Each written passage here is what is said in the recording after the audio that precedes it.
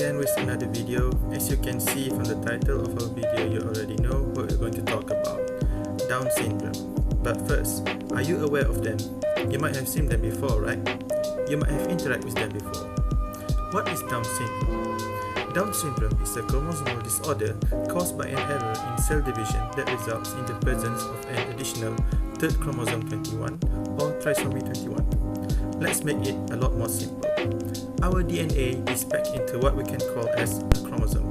Each of us, male or female, has 46 chromosomes, which is made of 23 pairs, one from mom, one from dad, which totals to 46. When we want to make children of our own, each one of us, male or female, will contribute half of our chromosomes, which is 23 each. Down syndrome occurs when one individual contributes an extra chromosome, which is 24 instead of 23. This leads to a full or partial extra copy of chromosomes 21. Down syndrome causes delays in physical and intellectual development. Characteristics of Down syndrome: eyes shaped like almonds, flatter faces, especially the nose, small ears, small hands and feet, short head, low muscle tone, upward slant to the eyes, abnormally shaped ears, protrude tongue, single drip crest across palm, joint laxity, and space between first and second toe.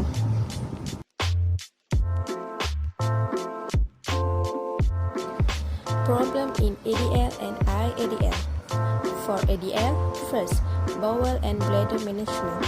Child have problem in defecate regularly due to having gastrointestinal issues. Second, dressing. Child have problem to buttoning clothes due to poor infant motor. Third, eating. Child have problem to swallow food due to protrude tongue. Fourth, toilet hygiene. Child have problem at washing after toileting due to low hand muscle tone. For IADL, first, care of pets. Child have problem to manage their pets due to mental retardation. Second, financial management.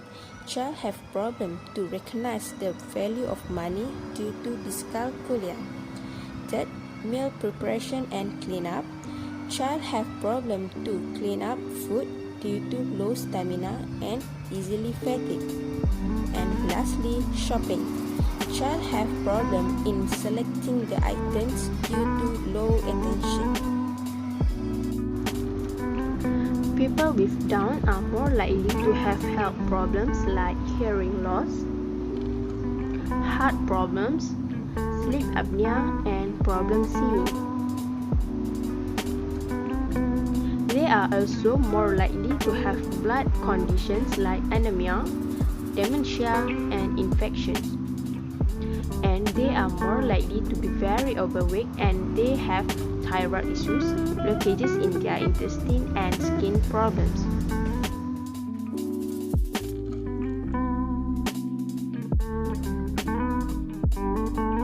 Firstly is predatory evaluation of disability inventory. Evaluates the child function and skill, ability, and degree of caregiver assistance in 3 domains,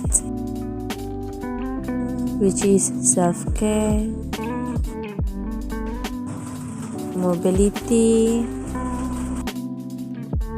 and social function. The age range of this assessment is 1 month until 7 years. It has 3 measurement scales, which is Part 1 functional scale include 197 items of functional skill. Each item is rated 0 to 1 for performance capability. Is Part 2 caregiver assistance include 20 items of complex functional activities. Each item rated 0 to 5 for assistance level. Lastly is Part 3 modification include 20 items of complete functional activity rate. And for no modification, C for child-oriented, R for rehabilitation equipment, or E for intensive modification. Secondly, the assessment is oral motor and feeding evaluation.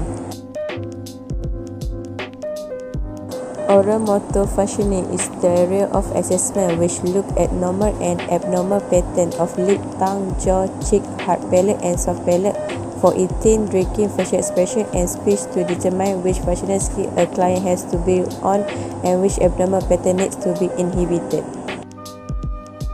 What a feeding evaluation.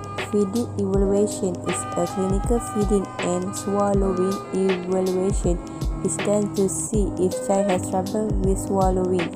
Therapists will observe a child eating and drinking in their typical manner in a treatment room. Hi. Okay.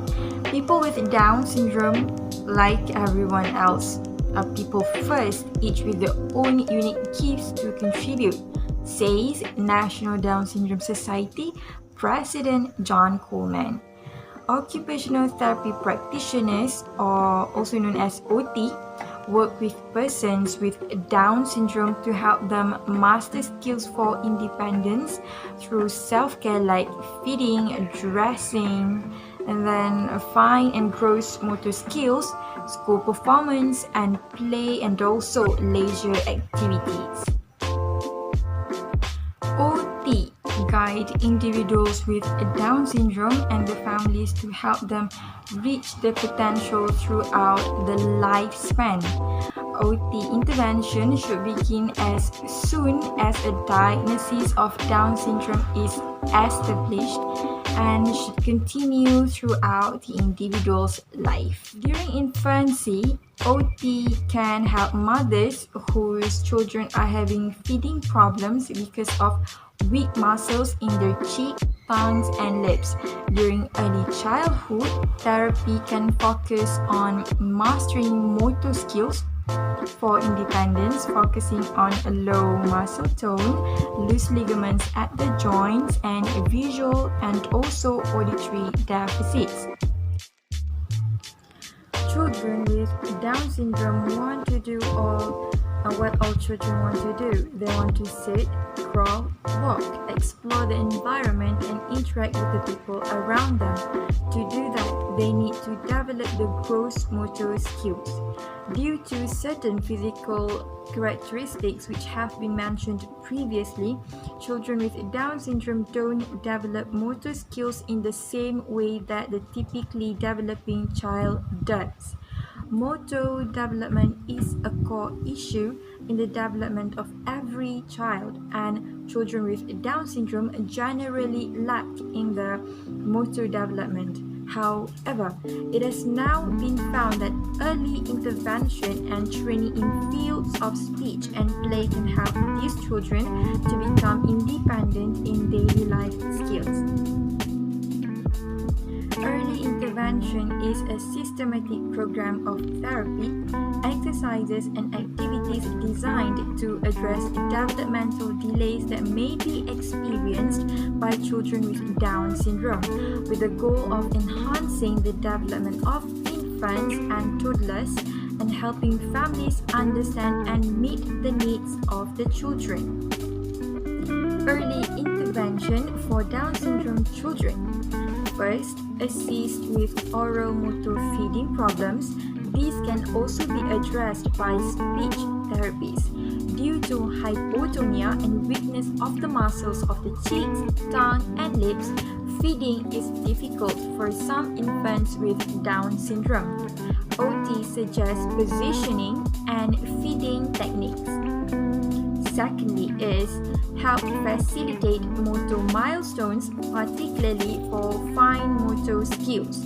Occupational therapies and physical therapies work closely together to help the young child develop gross motor milestones, for instance, sitting, crawling, standing, and walking. Occupational therapies works with a child at this stage to promote arm and hand movements that lay the foundation for later developing fine motor skills. The low muscle tone and loose ligaments at the joints associated with Down syndrome are real challenges to early motor development, and occupational therapy can help the child meet those challenges.